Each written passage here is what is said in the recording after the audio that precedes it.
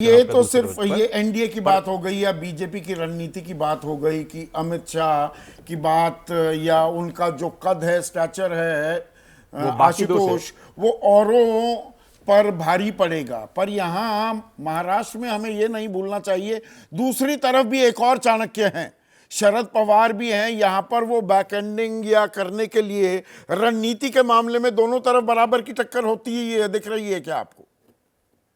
देखिए संदीप, चाणक्य शब्द का इस्तेमाल तो करिए मत। शरद पवार बहुत बड़े चाणक्य बन रहे थे, अपनी पार्टी तो संभाल नहीं पाए, पार्टी उनके गई टूट। तो चाणक्य का प्रश्न तो मैं खारिज कर देता हूं इसको। देखिए, मुझे स्पष्ट तौर पर लगता है कि जो महाराष्ट्र का चुनाव होगा वो सिर्फ एक पार्टी के ऊपर डिपेंड करेगा, उस पार्टी का परफॉर्मेंस कैसा होगा। वो पार्टी है कांग्रेस। उस कांग्रेस पार्टी को जिसको कि लोकसभा के महाराष्ट्र के चुनाव में सबसे लद्दड़ पार्टी माना जा रहा था, और यह कहा जा रहा था कि कांग्रेस एक लाइबिलिटी हो जाएगी, और शरद पवार और उद्धव ठाकरे के पक्ष में तो सहानुभूति की लहर पैदा हो रही है और ये दोनों पार्टियां बहुत अच्छा करेंगी। तो शरद पवार ने तो 10 में से 8 सीटें जीत ली, उनका स्ट्राइक रेट 80% है। लेकिन जिस पार्टी ने सबसे ज्यादा सरप्राइज किया वो पार्टी थी इंडियन नेशनल कांग्रेस। 17 सीटों पर चुनाव लड़ती है, 13 सीटें जीतती है, 72% का उसका स्ट्राइक रेट है, 12 सीटें वो छीन के ले आती है। और जो पार्टी जो सबसे गरीब पार्टी साबित होती है वह है भारतीय जनता पार्टी। 28 सीटों पर चुनाव लड़ती है, सिर्फ 9 पे जीतती है, उसका स्ट्राइक रेट होता है 32%।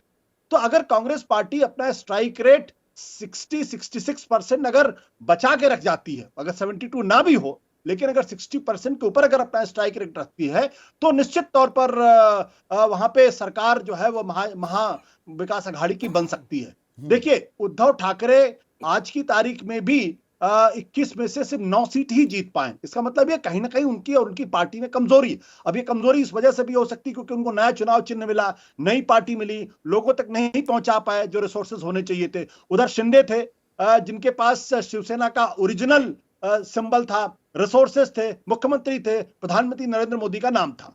तो मैं ये मानता हूं कि इस पूरी कड़ी में जो महाविकास अघाड़ी है उसमें सबसे कमजोर कड़ी वो शिवसेना है। भले ही उद्धव ठाकरे अगर मराठी अस्मिता का कार्ड खेलें और तो शायद उनको फायदा हो सकता है, लेकिन अगर कांग्रेस अपने परफॉर्मेंस को रिपीट करती जो लोकसभा के चुनाव में उन्होंने किया है, तो ये अघाड़ी के लिए अच्छी खबर होगी। और अगर कांग्रेस अगर डूबेगी तो पूरा अघाड़ी डूब जाएगा, ये मेरा मानना है स्पष्ट तौर पे। जहां तक महायुति की बात है, कांग्रेस को लेकर जो घटकों के साथ ये खटपट का सिलसिला थोड़ा आगे बढ़ रहा है, इसे आप कैसे एनालाइज करते हैं आशुतोष?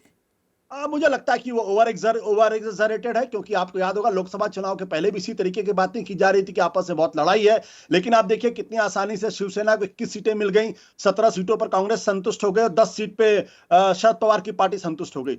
तो सीटों का डिस्ट्रीब्यूशन, बंटवारा जो है, मुझे नहीं लगता महाराष्ट्र के अंदर कोई बड़ा मुद्दा होगा। अगर मुद्दा होगा तो वो लड़ाई दरअसल होगी महायुति के अंदर, क्योंकि वहां तीनों बहुत ही भयानक रूप से महत्वाकांक्षी लोग हैं और कभी भी अजीत पवार नहीं चाहेंगे कि शिंदे दोबारा मुख्यमंत्री बन जाए, और देवेंद्र फडणवीस तो बिल्कुल नहीं चाहेंगे।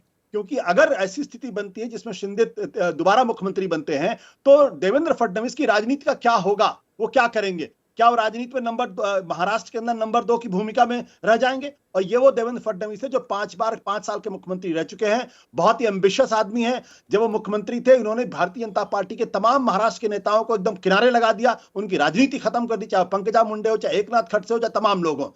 तो ये देवेंद्र फडणवीस इतनी आसानी से एकनाथ शिंदे को मुख्यमंत्री बनने नहीं देंगे। अंदर ही अंदर भीतरघात भी होगा, सबोटाज भी होगा, डैमेज करने की कोशिश भी होगी। जो शिंदे के लोग ये कहते हैं कि अजीत पवार के साथ बैठने में हमें उल्टी आती है, आपको लगता है कि शिंदे कोशिश करेंगे अजीत पवार के लोग जीते, और अजीत पवार चाहेंगे कि शिंदे के लोग जीते?